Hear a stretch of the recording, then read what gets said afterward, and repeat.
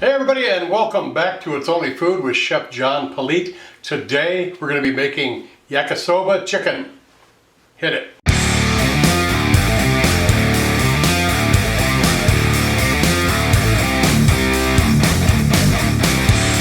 Alright, well thanks a lot for joining us today. Like I said, we're going to be making Yakisoba chicken. Let's drop down here and see what our ingredients are. We've got about 2 boneless, skinless chicken breasts that I've taken the liberty of already dicing up. After that, we're going to have about a half a teaspoon of sesame oil, 1 tablespoon of canola oil, 2 tablespoons of chili paste, 2 teaspoons of minced garlic, 2 teaspoons of minced ginger, half a cup of soy sauce, 1 diced onion and 2 diced carrots, and then 8 ounces of some pre-cooked soba noodles. And I'm going to use about half of this bag of the coleslaw mix, or you can use about half of a medium cabbage and dice that up too as well. Alright, we got all the ingredients are done, all the prep is done. Let's go over and start cooking. Alright, as we always start out the cooking process, we have our mise en place behind us. We have our pan and our utensils that we're going to need for what we think we're going to need for the cook. You kind of go through the recipe in your head and figure out what you need in the way of utensils and your cooking vessel. But we've got our chicken, we've got our diced vegetables back there, soy sauce, both oils, garlic and ginger, and the chili paste. So let's go ahead and start cooking. I'll focus on the pan here. Alright, I got our pan on about a medium-high heat. I'm going to go ahead and put our oil in, sesame oil, and our canola oil. Let that get a little bit warm. Alright, the oil's starting to move around a little bit, so it's getting warm. I'm going to put our garlic and ginger and get the flavors starting to go. Alright, as we can see, those aromatics are starting to sizzle and bust out their flavors. So I'm going to add our chicken right in there with it. Notice I've got my 1 spoon that I'm dedicating it to raw products. So once we switch out of that, when we're done cooking all the raw meat, I'll switch out so we're not cross-contaminating the dish. And I'm going to go ahead and just stir this into our aromatics and get them covered with that. And I'm going to take half that olive oil, or I'm sorry, half that soy sauce that we have, and I'm going to put that in there as well.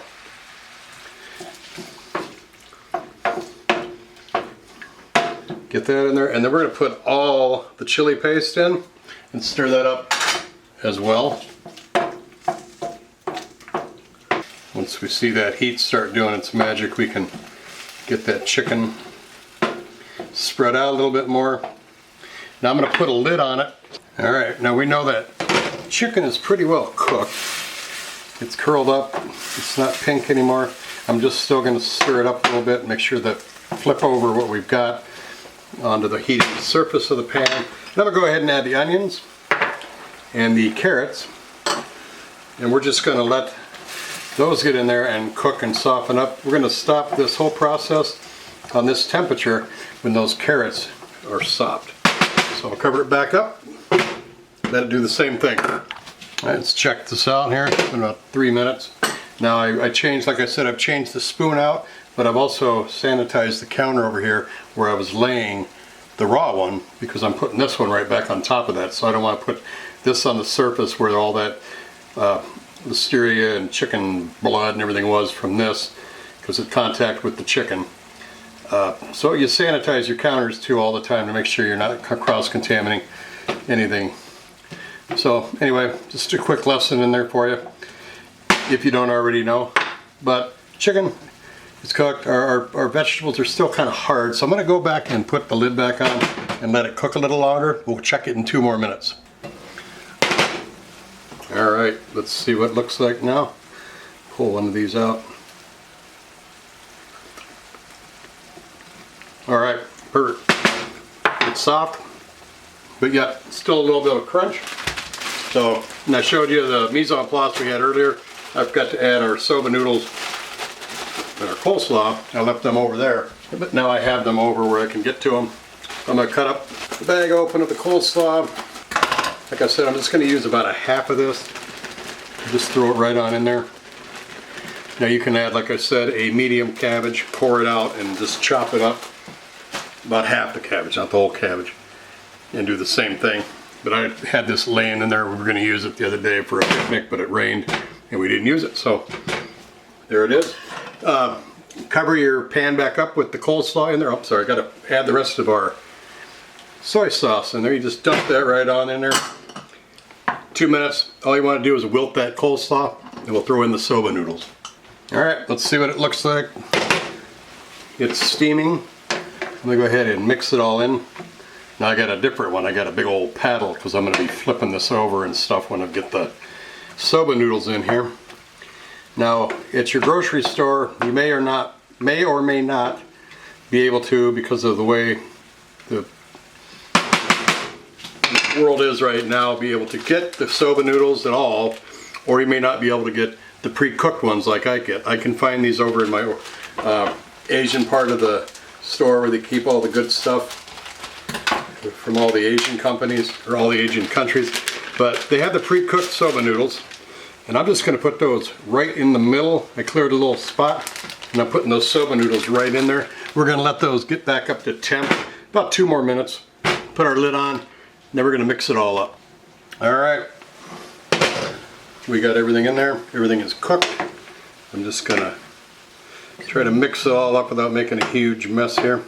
That's why I like woks, kind of designed for this. But I'm going to go ahead and keep mixing this up. This is what it looks like in the pan. So I'm going to bowl it up in a nice bowl, put it in a nice scene, and we're going to take some pictures of it, throw some music in there, and let you see what that looks like. Then we're going to come back and give this a taste. So enjoy what's coming up.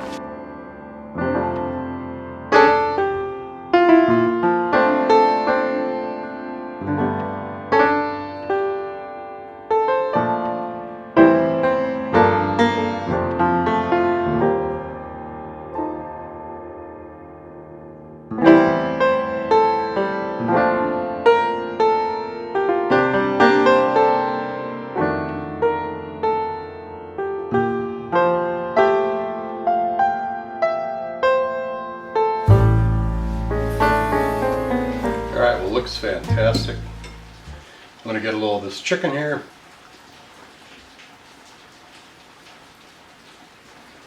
Very good. The soy sauce, got a little bit of that heat from the chili paste. Yeah, that's ingrained into the meat. That's real good. Get some noodles.